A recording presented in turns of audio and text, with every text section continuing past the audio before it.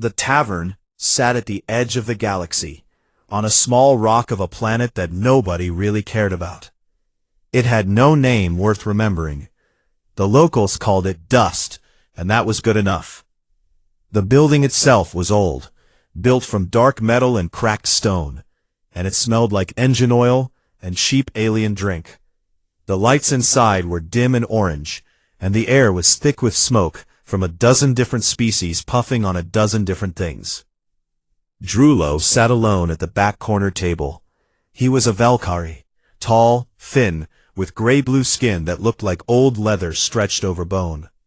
His eyes were large and black, the kind of eyes that had seen too much and wished they had seen less. He had 4 arms, 2 of which rested on the table, while the other 2 hung at his sides. One of them was missing 3 fingers. He never talked about how he lost them, not unless someone asked the right question. In front of him sat a glass of something dark and strong. He had been drinking it slowly for the past hour, not because he enjoyed the taste, but because it helped him forget. It never worked completely, but it took the sharpest edges off the memories. That was enough. That was all he ever asked for. The tavern was mostly empty that night. A few traders in the corner, a pair of Gorvathi pilots near the door, arguing about fuel prices. And then, just after the second moon rose outside the dirty window, they walked in. There were 6 of them, young, so painfully young. They wore the gray uniforms of the Galactic Coalition Military Academy, freshly pressed and still stiff at the shoulders. Their boots were clean, their eyes were bright. Drullo looked at them and felt something twist in his old chest. He had looked like that once, 100 years ago, maybe more, before the wars, before the humans. They noticed him almost immediately. He was wearing his old combat vest, the one covered in campaign patches from 9 different wars across 4 star systems. The vest was torn and faded, but the patches still told their stories. The young recruits whispered among themselves, and then the bravest of them, a tall Valkyrie boy with fresh gray skin and eager eyes, walked over. "Sir," the boy said, standing straight, "are you Drullo of the 9th Forward Division?" Drullo looked up slowly. He took a sip of his drink. "Who is asking?" "My name is Pell," the boy said. "We are cadets from the academy. We study the old wars. Your name is in the records, sir. You served in more combat deployments than almost anyone alive." "Almost anyone alive," Drullo repeated quietly. He let those words sit in the air for a moment. Most of the soldiers who served beside him were dead. That was the part the records always left out. "We were hoping," Pell continued, his voice a little less sure now, "that you might tell us about the wars, about what it was really like out there." Drullo stared at the boy for a long time. Then he looked past him at the other 5 cadets, all standing near the bar, watching with wide eyes. They looked hungry for stories. They always did, the young ones. They wanted glory and adventure and heroic last stands. They did not want the truth. Nobody ever wanted the truth. But Drullo was old, and he was tired of lying. "Sit down," he said. Pell almost tripped over himself pulling up a chair.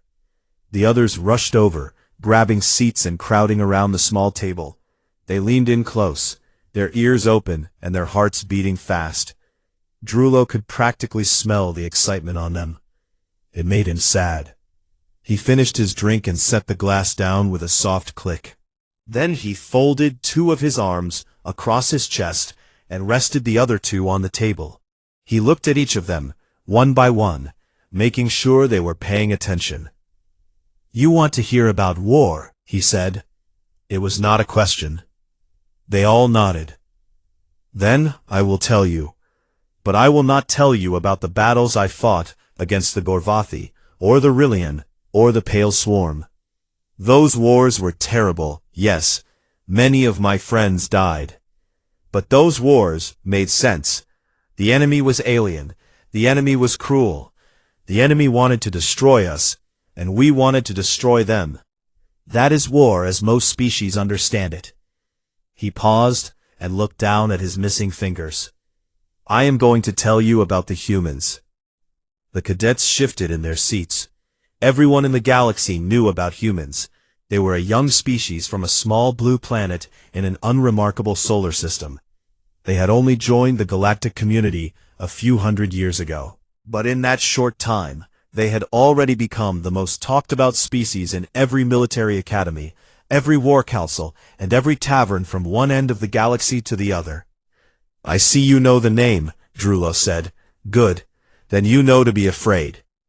We have studied them in class, said one of the cadets, a small female Valkyrie named Tira. They are listed as a Class 3 combat species, high endurance, moderate strength, average intelligence. Drullo let out a sound that might have been a laugh, but it came out more like a cough. Class 3, he said, average intelligence. He shook his head slowly. That is what the files say, because the people who wrote those files have never stood next to a human in battle. They have never watched a human do the impossible and then shrug like it was nothing. They have never seen a human smile while bleeding from 7 different wounds, and still moving forward. The cadets leaned in too, drawn by the gravity of his voice. Let me tell you something that no file will ever teach you. Humans are not dangerous because they are strong. There are species in this galaxy 10 times stronger. Humans are not dangerous because they are fast. There are species twice as fast. Humans are not dangerous because they are smart, although they are much smarter than your files suggest. He held up his damaged hand, the one with the missing fingers. Humans are dangerous because they do not stop. They do not quit. You can shoot them, stab them, burn them, starve them, freeze them, and break every bone in their bodies, and they will still crawl toward you with fire in their eyes. I have seen it. I have seen things that I cannot explain, things that should not be possible for any living creature, and the humans did them anyway, because nobody told them they could not. The tavern had gone quiet. The traders in the corner had stopped talking. The Gorvathi pilots near the door had turned around in their seats. Everyone was listening now. Even the bartender, a fat 6-armed creature named Boz, had put down the glass he was cleaning and was leaning on the counter. Drullo did not care about the audience. He was not telling this story for them. He was telling it because those 6 young faces in front of him reminded him of himself, and he did not want them to make the same mistakes he had made. He did not want them to walk into a war thinking they understood it. I fought beside humans, he said, and I fought against them. And I will tell you now, honestly, with no pride and no shame, both experiences nearly killed me. But the things I saw changed me forever. I went into those wars as a soldier, and I came out as something else. Something smaller. Something that understood, for the first time, how little I knew about what living creatures were capable of. He reached for the empty glass, then stopped. He looked at Pell. Get me another drink, he said. A strong one. I am going to need it. Pell jumped up and ran to the bar. The other cadets sat perfectly still, afraid to move, afraid to breathe, afraid that if they made a sound, the old veteran would change his mind and stop talking. But Drullo was not going to stop. Not tonight. Tonight the memories were too close to the surface, and the drink was not strong enough to push them back down. He could see it all again. The smoke, the fire, the screaming, and the humans moving through it like they were born for it. Pell came back with the drink. Drullo took it, drank half in one long swallow, and set it down. It started, he said slowly, on a planet called Verath 9. The year was 4412 by galactic standard. I was assigned to a joint coalition force, 30 species working together to stop a Rillian invasion. It was supposed to be a standard campaign. 6 months. Clean objectives. In and out. He closed his eyes. It was not standard. It was not clean. And the only reason any of us survived was because of a group of humans that nobody expected to be there. He opened his eyes and looked at the cadets. Their leader was a man named Ha-Jun, and his sergeant was a woman named Yuna. I will never forget those names as long as I live. And by the time I am finished telling you this story, you will never forget them either. The cadets said nothing. They simply waited. And in that old, broken tavern on a planet nobody cared about, at the edge of a galaxy full of wonders and horrors, Drulo began to tell his story. Drulo took another slow sip of his drink and set it down carefully, as if the glass might break under the weight of what he was about to say. The cadets were frozen in their seats. Nobody moved. Nobody spoke. Even the air in the tavern seemed to hold still. Verath 9, Drulo said quietly. It was a jungle planet. Hot. Wet. The kind of heat that crawled inside your armor and stayed there like a living thing. The trees were so tall you could not see the sky, and the ground was soft and black, like walking on something dead. Everything on that planet wanted to kill you. The plants, the animals, the weather. And then on top of all that, there were the Rillians. He paused and looked at the cadets. You have studied the Rillians? They nodded. Everyone knew about the Rillians. They were an insect species, large, armored, fast, and completely without mercy. They moved in swarms of thousands, and they did not take prisoners. When they conquered a planet, they ate everything on it, every animal, every plant, every person. They left nothing behind but dust and empty shells.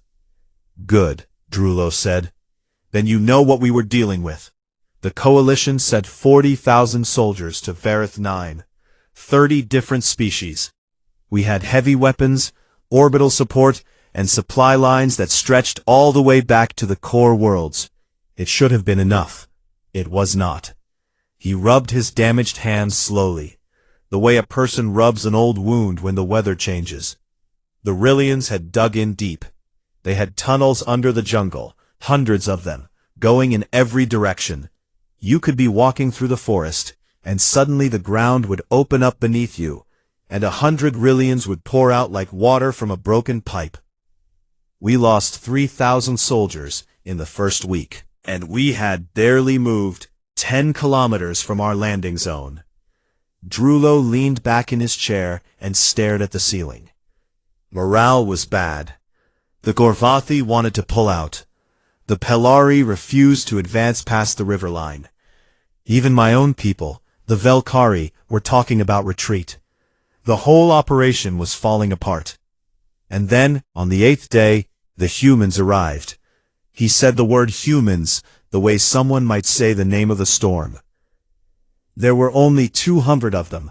200. We had 40,000 soldiers, and the humans sent 200. When I heard the number, I thought it was a joke. I thought they were mocking us. 200 soldiers on a planet where we were losing thousands. What could 200 soldiers do? Drulo smiled, but there was no happiness in it. Everything. They could do everything. He leaned forward again. They landed in a small transport ship near our base camp.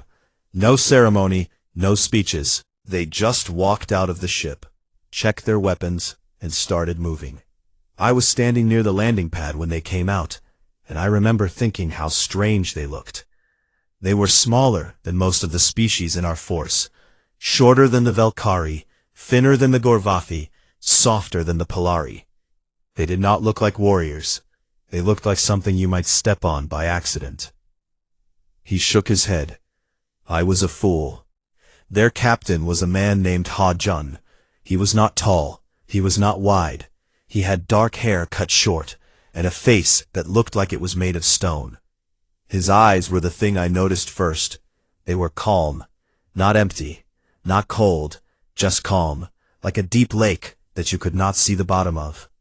He walked with the easy confidence of someone who had already decided he was not going to die today, and maybe not tomorrow either. Beside him was his sergeant. Her name was Yuna. She was shorter than Ha-Jun, but there was something about the way she moved that made you pay attention. It was hard to describe. She walked like every step she took was a decision, like the ground needed her permission to be there. She carried a rifle that was almost as big as she was, and she carried it like it weighed nothing. Hajun walked straight up to our command post and introduced himself to General Velik, who was leading the coalition force. I was there. I heard the conversation. General Velik looked at Hajun the way you might look at a small insect that landed on your food, annoyed and a little confused. 200 soldiers, General Velik said. We asked for 10,000. Hajun did not blink. You asked for help, he said. We are here. Velik stared at him for a long time. Then he shook his head and told Hajun to take his people to the eastern flank, which was the weakest part of our line. I think Velik expected them to sit in a trench and stay out of the way. I think he had already forgotten about them. That was his first mistake. Drulo finished his drink and pushed the glass aside. Pell immediately jumped up to get another, but Drulo waved him back down. I was assigned to the eastern flank as well. My unit, 12 Valkyrie soldiers, was positioned in a trench line along a ridge that overlooked a valley. The jungle was thick below us, and somewhere in that jungle, the Rillians were waiting. We had been there for 3 days without any major attack, but everyone knew it was coming. You could feel it in the air, like the planet was holding its breath. The humans set up their camp about 100 meters from our position. I watched them that first night. They were different from any soldiers I had ever seen. They talked and laughed and played music from small devices they carried in their pockets. One of them was cooking something over a small fire. Actual food, not military rations. The smell drifted over to our trench, and I will admit, it smelled wonderful. I later learned it was something called kimchi stew, and the soldier who made it, a young man named Do-yun, had carried the ingredients all the way from Earth. I thought they were not taking the war seriously. I thought they were careless and undisciplined.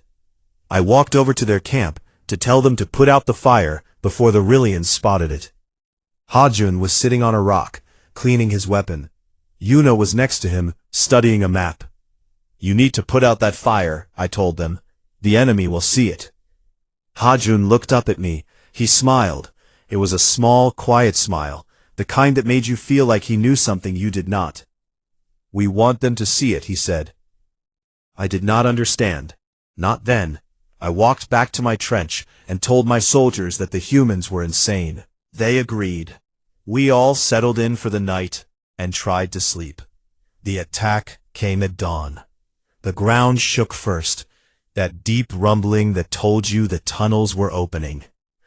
Then the jungle below the ridge exploded with movement. Rillians, thousands of them. They poured out of the tree line like a black river, their armor clicking and their jaws snapping. The sound alone was enough to freeze your blood. I had been in battles before, but I had never seen that many Rillians in one place. My hands were shaking as I raised my weapon. We opened fire. Every species on that ridge opened fire at the same time. The noise was unbelievable. Energy blasts and projectile rounds and plasma bursts. Everything we had, we threw at them. And the Rillians kept coming. For every one we killed, 10 more appeared. They climbed over their own dead like they were stepping stones. I looked to my left and saw the Polari unit breaking. They dropped their weapons and ran. I did not blame them. A moment later the Gorvathi pulled back too. Then the Valkyrie unit next to mine began to retreat. The whole eastern flank was collapsing. And then I heard something I will never forget. It was Yuna. She was standing on top of the trench wall, standing, not crouching, not hiding, and she was screaming orders at the top of her voice. Not in Galactic Common, in her own language. Korean, they called it. I did not understand a word of it, but I understood the meaning perfectly. She was telling her people to hold the line.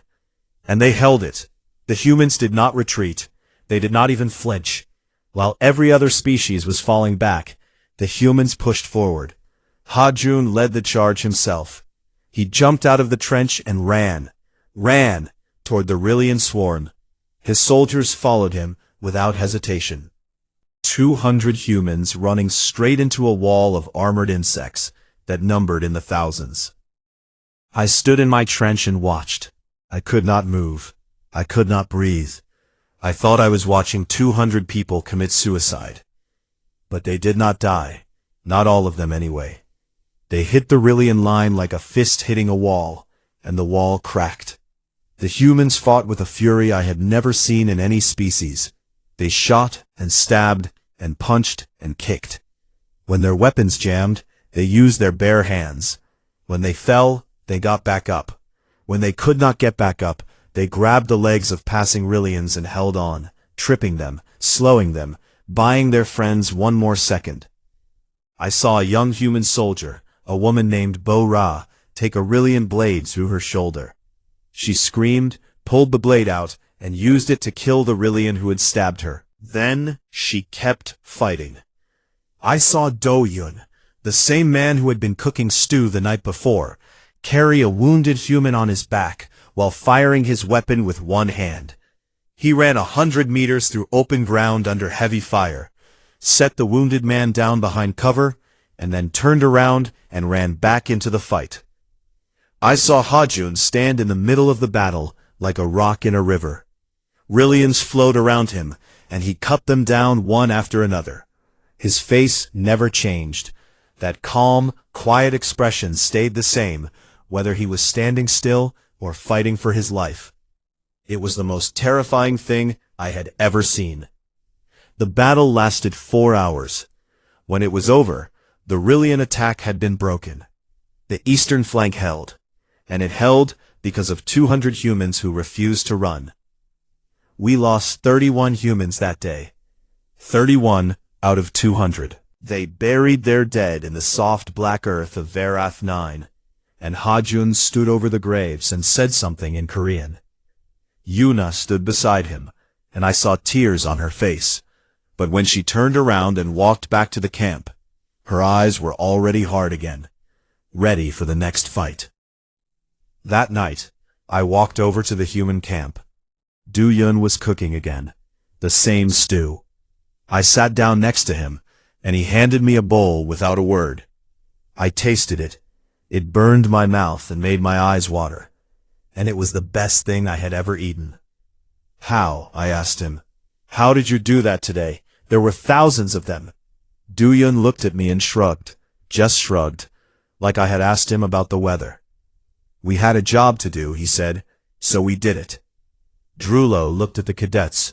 They were pale. Even Pell, the brave one, looked like he had stopped breathing. That was my first day fighting beside humans. And I want you to understand, that was a small battle, a skirmish. What came later was much worse, and the humans only got more terrifying. He paused and stared into his empty glass. Because after Varath 9, I learned something that changed everything I thought I knew about war. I learned that humans were not just good at fighting, they were good at surviving. And there is a very important difference between the two. Drulo sat still for a long moment after finishing his account of Varath 9. The cadets waited. They had learned not to rush him. The old veteran had his own pace, and pushing him was like pushing a mountain. It would not move, and you would only hurt yourself trying. Finally, he spoke again. After Varath 9, the coalition moved me to a different front. A planet called Rin 4. It was nothing like the jungle. Rin 4 was cold, so cold that the air itself felt like glass. When you breathed out, your breath froze before it left your mouth and fell to the ground in tiny crystals.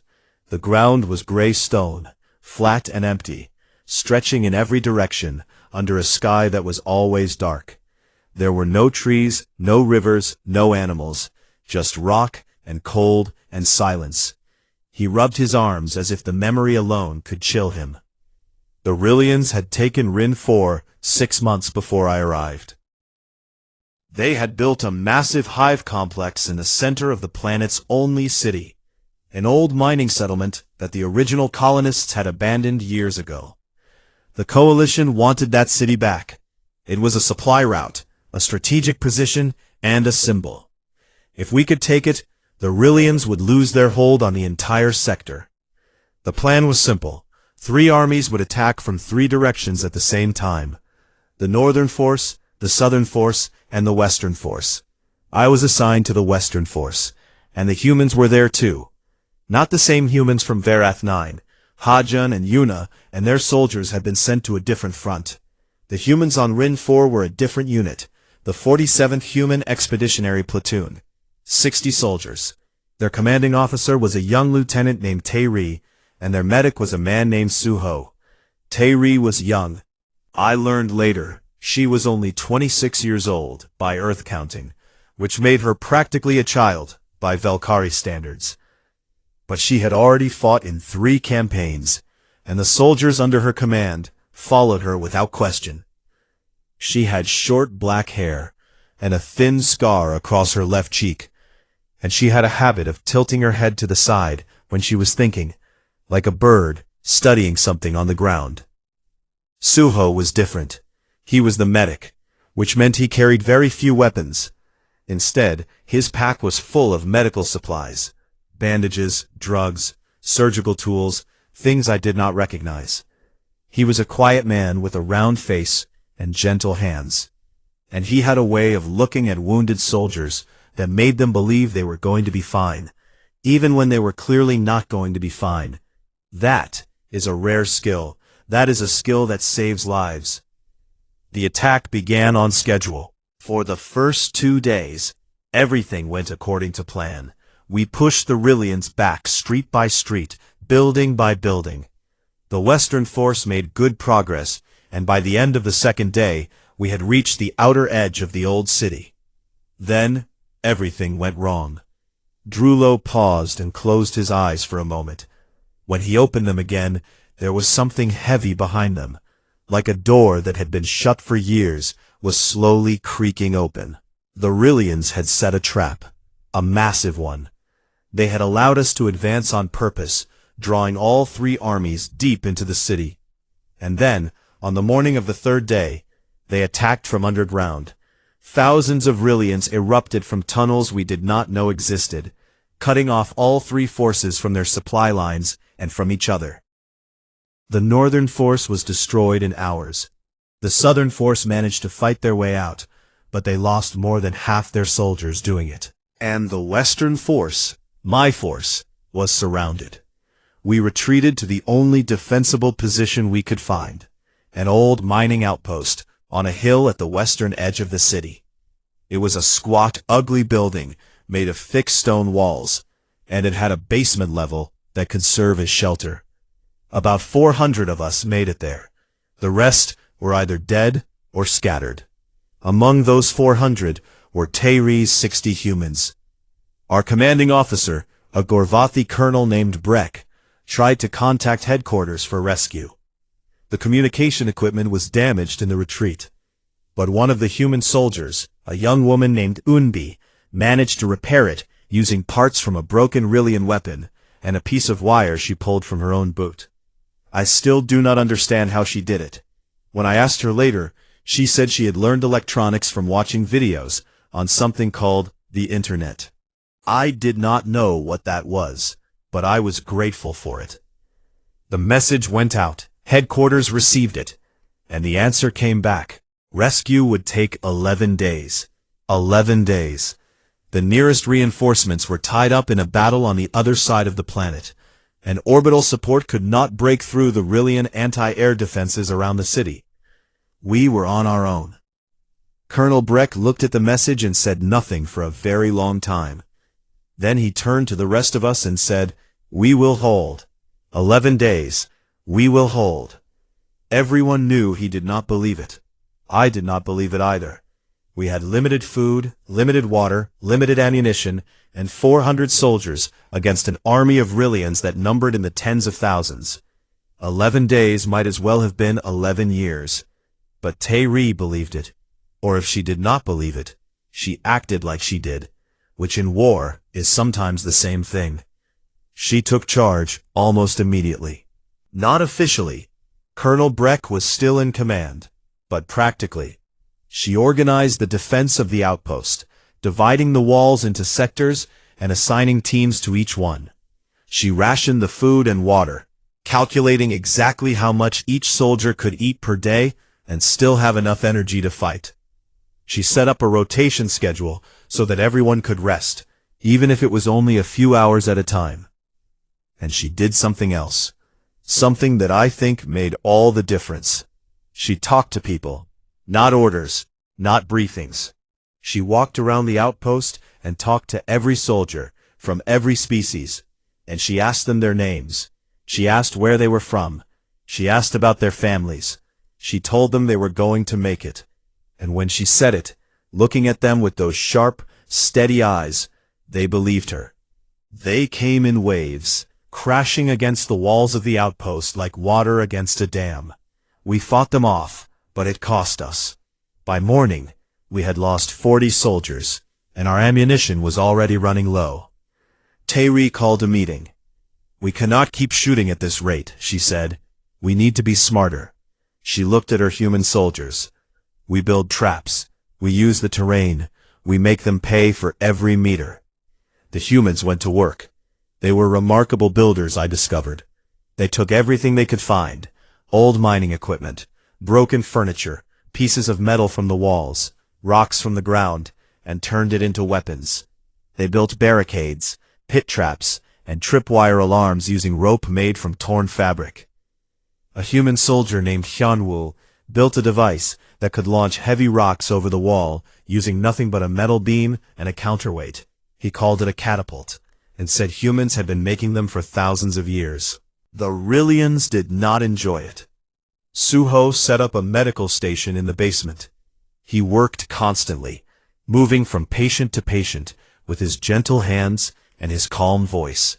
He treated wounds from every species, Valkyrie, Gorvathi, Pelari, human, and he treated them all the same. He learned the biology of each species as he went, asking questions, making notes, figuring out what worked and what did not. I saw him perform surgery on a Gorvathi soldier using a human surgical tool that was designed for human bodies, and he made it work through sheer stubbornness and intelligence. On the 4th day, our food ran out, completely. The rations were gone. Colonel Breck suggested that the larger species should eat less to give more to the smaller ones. The Gorvathi refused. Arguments broke out. Tensions rose. For a moment, it looked like the siege might destroy us from the inside, before the Rillians could do it from the outside. She took a team of 5 humans outside the outpost in the middle of the night, through a gap in the Rillian lines that she had been watching for 3 days. They were gone for 6 hours. When they came back, they were carrying bags full of Rillian food supplies stolen from an enemy camp half a kilometer away. The food was awful, some kind of dense gray paste that tasted like wet metal. But it was food. Tairi herself ate it without complaint. And when the Gorvathi saw the small human woman eating the same terrible food as everyone else, they stopped arguing. The days blurred together after that. Each one was the same. Fight, rest, repair, fight again. The Rillians attacked at least twice a day, sometimes 3 times. Each attack took a little more from us. More soldiers, more ammunition, more hope. But the humans kept us going. They sang songs at night, Korean songs that none of us understood, but all of us felt. There is something about human music that crosses every barrier. You did not need to know the words to understand that the song was about home, about love, about people waiting for you to come back. I sat in my corner of the outpost and listened, and for a few minutes I forgot where I was. On the 8th day, Suho ran out of medical supplies. He had nothing left. No bandages, no drugs, nothing. A Valkyrie soldier came to him with a deep wound in his leg, and Suho looked at his empty supplies, and then looked at the soldier and said, "I will figure it out." He tore strips of cloth from his own uniform for bandages. He used heated metal to close wounds. He talked to his patients through the pain, holding their hands, telling them stories about Earth, about mountains and oceans, and something called snow, which he said was frozen water that fell from the sky and covered everything in white. I asked him once, on the 9th day, how he kept going. He had not slept in 3 days. His hands were covered in the blood of a dozen different species. His eyes were red, and his face was gray with exhaustion. But he was still moving, still working, still saving lives. He looked at me with those tired, gentle eyes and said, "Because they need me. What other reason do I need?" On the 11th day, the reinforcements arrived. I heard the sound of coalition ships breaking through the atmosphere, and I thought I was dreaming. But it was real. The Rillians pulled back. The siege was broken. We had survived. Of the 400 soldiers who had entered that outpost, 263 walked out alive. Of Tayri's 60 humans, 41 survived. Tayri herself had taken a Rillian blade across her back on the 7th day, and Suho had stitched the wound closed with thread pulled from a curtain. She had fought the remaining 4 days with that wound and never once mentioned it. When the rescue ships landed, Tayri stood at the gate of the outpost and watched her soldiers walk out. She counted each one. 41. She closed her eyes, and I saw her lips move silently. I think she was saying the names of the 19 who did not make it. Then she opened her eyes, straightened her back, and walked out herself, the last one to leave. Drullo looked at the cadets. Their eyes were wet. Even Pell, who tried to hide it by rubbing his face. "That is what humans are," Drullo said. "They are not just fighters, they are survivors. They take impossible situations, and they refuse to accept that the situation is impossible. They build, they adapt, they endure, and they carry each other through the darkness. And that is what makes them more dangerous than any weapon in this galaxy." The tavern was completely silent now. Every creature in the room was listening. The traders had abandoned their drinks. The Gorvathi pilots had pulled their chairs closer. Even old Boz behind the bar stood motionless, his 6 arms folded, his small eyes fixed on Drullo. The only sound was the low hum of the heating system and the distant rumble of a cargo ship taking off somewhere beyond the walls. Drullo sat with his hands flat on the table, staring at the space between them. He had been talking for a long time, and his voice was starting to wear thin at the edges, like old cloth that had been washed too many times. But he was not finished. The hardest part was still coming, and he could feel it moving up from somewhere deep inside him, the way water rises in a well. "I have told you about their courage," he said quietly. "I have told you about their strength and their stubbornness and their refusal to die. But I have not told you the thing that scared me the most, the thing that kept me awake at night long after the wars were over. The thing that made me realize humans were not just another species of soldier." He looked up at the cadets. They were completely still, like small animals watching a predator, unable to move, unable to look away. "Humans love," Drullo said. The word hung in the air. It was such a simple word, such a small word.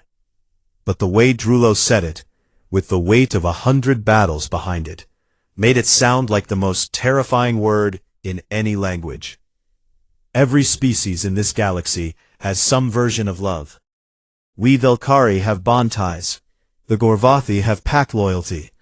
The Polari have something they call the bright thread. These are all real. These are all meaningful. But human love is different. Human love is a force of nature. It is like gravity, invisible, unstoppable, and it bends everything around it. I first understood this on a world called Thren 2. It was the 4th war I fought in alongside humans, and by this time, I thought I knew them. I thought I had seen everything they could do. I was wrong. Thren 2 was a desert planet. Flat, orange sand in every direction, with a sky that was always white with dust. The temperature during the day could melt the seals on your armor if you stood in the open too long. The war there was different from the others. It was not against the Rillians. It was against a species called the Noravi, a reptilian people who had started expanding into coalition territory. They were not mindless like the Rillians. They were intelligent, organized, and disciplined. In many ways, they were like us. The fighting on Thren 2 was ugly. Both sides dug into the sand and shot at each other across open ground. There were no jungles to hide in, no mountains to defend, just sand and heat and death. The front lines moved back and forth, like a rope being pulled from both ends, and every day the sand turned a darker shade of orange. I was attached to a mixed company that included a squad of 12 humans. Their corporal was a young woman named Ji-Wan. She was 24 years old, small even by human standards, with a round face and dark eyes that always seemed to be studying something. She spoke quietly and smiled easily, and the soldiers in her squad would have followed her into a star. There was a battle on the Western Front, a big one. Both sides threw everything they had at each other for 6 hours straight. When it was over, the Noravi had been pushed back, but the cost was terrible. Hundreds of coalition soldiers were dead or wounded, and the sand was littered with bodies from both sides. After the fighting stopped, the medics moved in. Suho was not there. He was still on Rin 4 or somewhere else by then. But there were other medics, both human and alien. They worked quickly, pulling wounded soldiers out of the sand and carrying them to the medical tents. It was chaotic and desperate and loud. And then Ji-Wan did something that nobody expected. She was walking across the battlefield, checking on her own wounded soldiers when she heard a sound. A low, rattling sound, like stones being shaken in a box. She stopped and turned toward it. Lying in the sand about 20 meters away was a Noravi soldier. He was badly wounded. One of his legs was crushed, and there was dark green blood pooling around him. His armor was cracked, and his weapon was broken. He was making that rattling sound, which I later learned was how Noravi cried. Ji-Wan looked at the Noravi soldier for a long moment. Then she walked over to him. I was close enough to see what happened next, and I will never forget it. The Noravi saw her coming and tried to move away, dragging himself through the sand with his arms. He was terrified. He thought she was coming to kill him. He reached for a piece of broken metal, trying to defend himself. Ji-Wan knelt down beside him, slowly, carefully. She put her weapon on the ground where he could see it. Then she opened her medical kit and held up a bandage, showing it to him. She pointed at his leg. She said something in Korean, soft, gentle words that the Noravi could not possibly understand. But he understood the tone. Every creature in the galaxy understands kindness when they hear it. The Noravi stopped trying to crawl away. He looked at Ji-Wan with his large yellow eyes, and he let her work. She bandaged his leg. She gave him water from her own canteen. She stayed with him until the medical team arrived to take him to the prisoner medical tent. When she stood up, her uniform was covered in Noravi blood. Green blood mixed with the orange sand, making a dark stain across her knees and hands. She did not seem to notice. She just picked up her weapon and went back to checking other soldiers. I walked over to her later that evening. The sun was going down, and the temperature was finally dropping to something bearable. She was sitting on a supply crate, eating a ration bar, and staring at the horizon. "Why did you do that?" I asked her. "He was the enemy. He would have killed you an hour ago if he had the chance." Ji-Wan looked at me. She chewed her food slowly and thought about the question as if it genuinely puzzled her that anyone would ask it. "He was hurt," she said. "He was scared. He was alone. What else was I supposed to do?" I did not have an answer for that. In 100 years of military service, across 9 wars and 4 star systems, I had never once considered helping a wounded enemy. It was not something Valkyrie did. It was not something any species I knew did. You fought the enemy, you killed the enemy, and if the enemy was wounded, you left them where they fell. That was war. That was how it worked. But not for humans. Drullo leaned back and looked at the ceiling again. His black eyes reflected the dim orange light of the tavern. I started watching them more closely after that, not just G1, but all the humans. And I noticed something that I had missed before, something that had been right in front of me the whole time. Humans did not just fight for their mission. They did not just fight for their species, or their planet, or their government. They fought for each other. Every single one of them fought for the person standing next to them. And that bond, that fierce, burning love between soldiers, was the real source of their power. I saw it in the way they covered each other during firefights, moving together like parts of the same body. I saw it in the way they shared their food, always making sure the person next to them ate first. I saw it in the way they talked to each other at night, sitting in circles and telling stories and laughing at things that were not funny, because the laughter itself was what mattered. I saw it in the way they mourned their dead. When a human soldier died, the others did not just bury them and move on. They stopped. They gathered. They spoke the dead person's name out loud, and they told stories about them. Funny stories, sad stories, stories about things the dead person had said or done that made them who they were. They carried the memory of their dead like a weight they refused to put down. And I saw it in the way they treated soldiers from other species. Not all of them, not all the time, but enough. There was a Valkyrie soldier in our company named Renvas. He was young and frightened and had never been in real combat before. The other Valkyrie ignored him because he was weak, and the Gorvathi mocked him because he flinched at loud noises. But G1's squad took him in. They taught him how to clean his weapon properly. They showed him how to dig a better trench. A human soldier named Sungmin sat with Renvas every night and taught him a card game called Go Stop. And even though Renvas had 4 arms and kept accidentally showing his cards, they played for hours, laughing together in the dark. Renvas survived the war. He told me later that he survived because of the humans.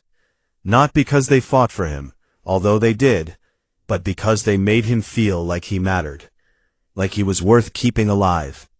And that feeling, he said, gave him the courage to keep going when everything inside him wanted to stop. That is what I mean when I say humans love. They love fiercely, recklessly, and without limit.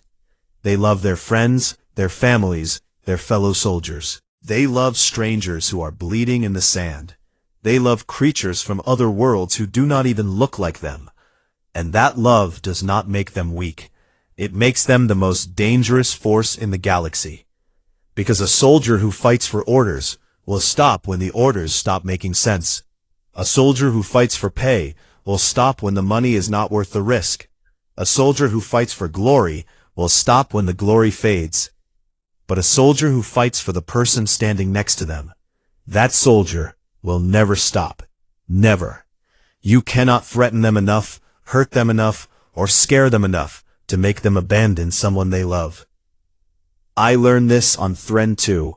I learned it again and again in every war I fought after that. The humans who stood beside me were not fighting for the coalition. They were not fighting for Earth. They were fighting for Do-Yun and his stew, for Eun-bi and her wire tricks, for Sung-min and his card games. For each other. And that, Drulo said, his voice dropping low, is what terrified me. Not their strength, not their stubbornness, their love. Because you cannot fight love.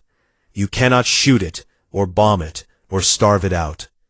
It is the one thing in this universe that does not obey the rules of war. He looked at Jiwan's memory one more time in his mind, the small woman kneeling in the bloody sand, helping an enemy who had tried to kill her, and he shook his head. The Noravi soldier she saved that day, his name was Grell. He survived the war. He was sent back to Noravi space as part of a prisoner exchange. And 10 years later, when the Noravi signed a peace treaty with the coalition, Grell was one of the negotiators. He told the Noravi leaders that the humans were not monsters. He told them about the woman who had saved his life on a battlefield where she had no reason to. She never knew that a single act of kindness in the middle of a war change the fate of two civilizations. That is the thing about humans. They do these things not because they expect something in return, but because it is who they are. Drullo fell silent. The cadets sat in their chairs, like stones, unable to speak, unable to process what they had heard. The tavern was so quiet that you could hear the dust settling on the floor. Drullo sat quietly for a while after the story of G1 and the Naravi soldier. He seemed to be gathering something inside himself, pulling threads together from different corners of his memory, trying to weave them into something that these young cadets might understand. The tavern remained still around him, as if the whole building was holding its breath. When he finally spoke again, his voice was different, slower, heavier, like a man walking uphill with a weight he had been carrying for too long. "I have fought in 9 wars," he said. "I have served beside 23 different species. I have killed more enemies than I can count, and I have watched more friends die than I care to remember. I have scars on my body and scars inside my head, and some nights the memories come back so strong that I cannot tell if I am awake or dreaming." He held up his damaged hand again, the one with the missing fingers. "I lost these on a planet called Aaron 6, the last war I fought in, the one that finally broke me." He paused. The cadets waited. Aaron 6 was a space station, actually.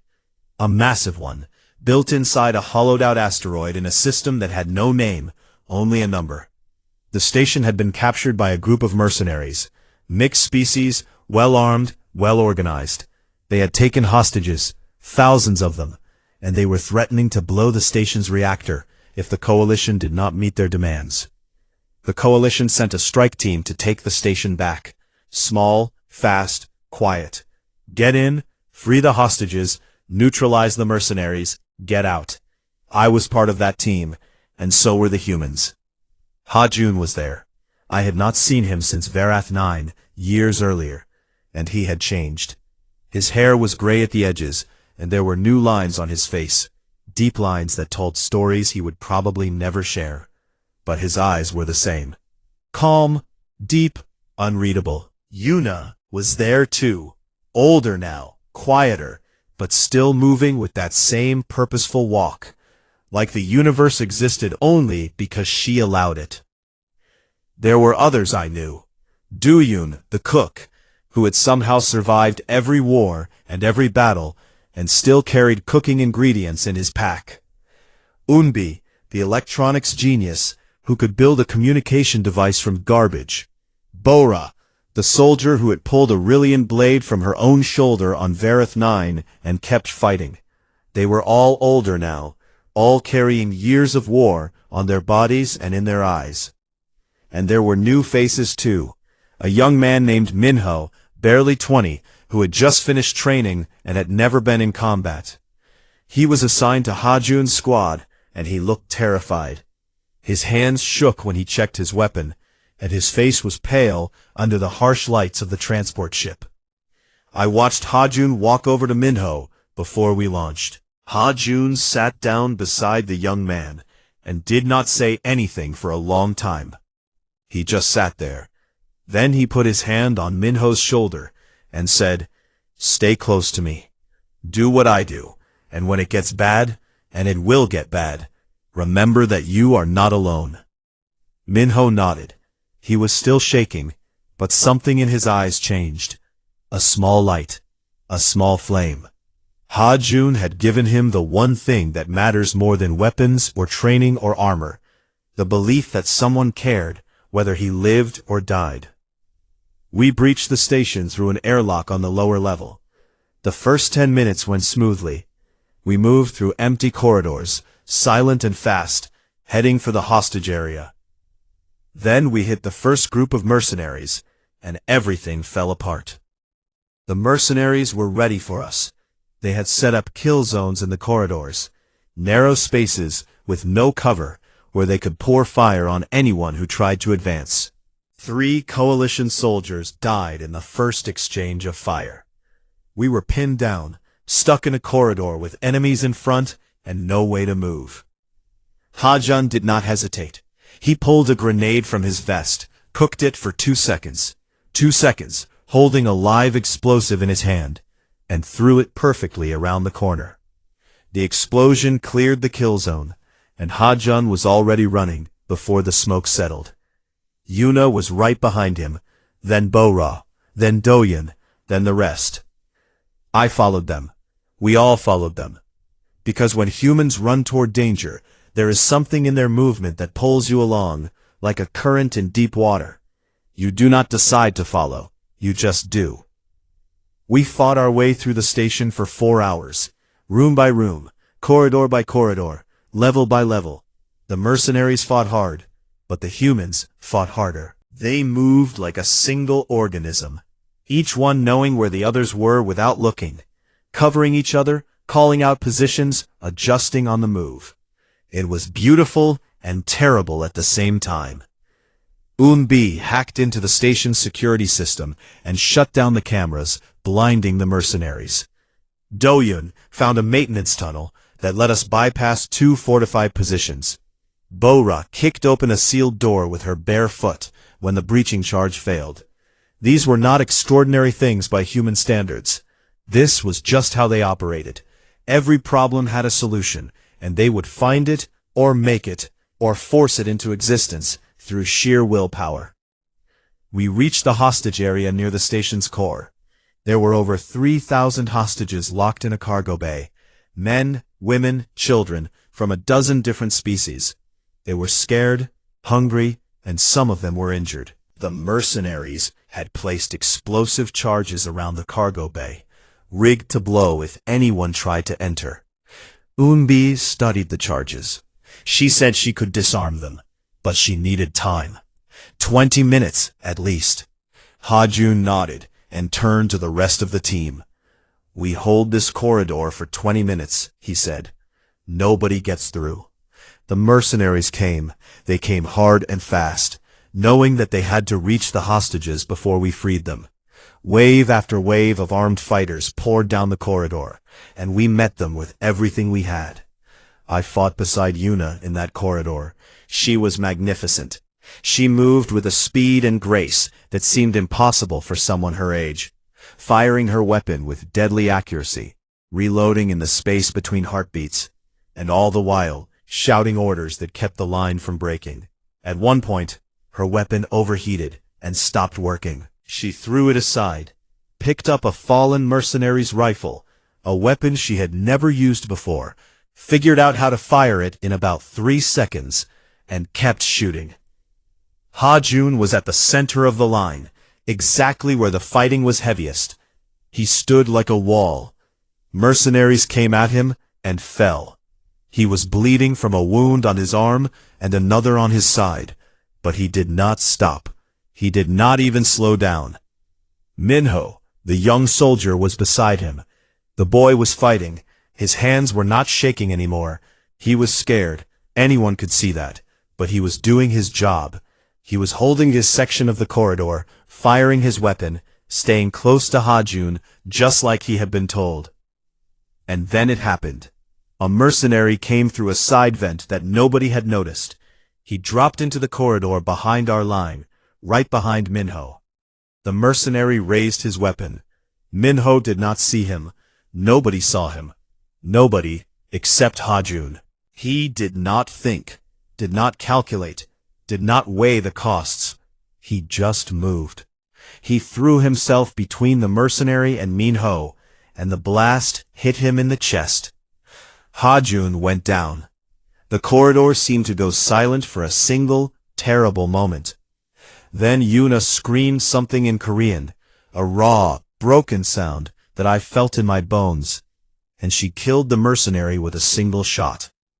Minho dropped to his knees beside Ha-Jun. The captain was still alive, but barely. The wound was bad, very bad. Blood was spreading across his chest, dark and fast. "Captain," Minho said. His voice was cracking. "Captain, stay with me, please." Ha-Jun looked up at him, and he smiled. That same calm, quiet smile from Verath 9. The same smile he had given me years ago when I told him to put out the cooking fire. "You did good, Minho," he said. "You held the line." And then his eyes closed. Yuna took command. Her face was stone. Her eyes were dry. She ordered the line to hold, and the line held. Unbi disarmed the explosives with 40 seconds to spare. The hostages were freed. The mission was a success. Hajun survived. Barely. Suho was not there, but the team's medic, a woman named Dahe, kept him alive long enough to reach a medical ship. He spent 4 months recovering. He never fought again. But he lived.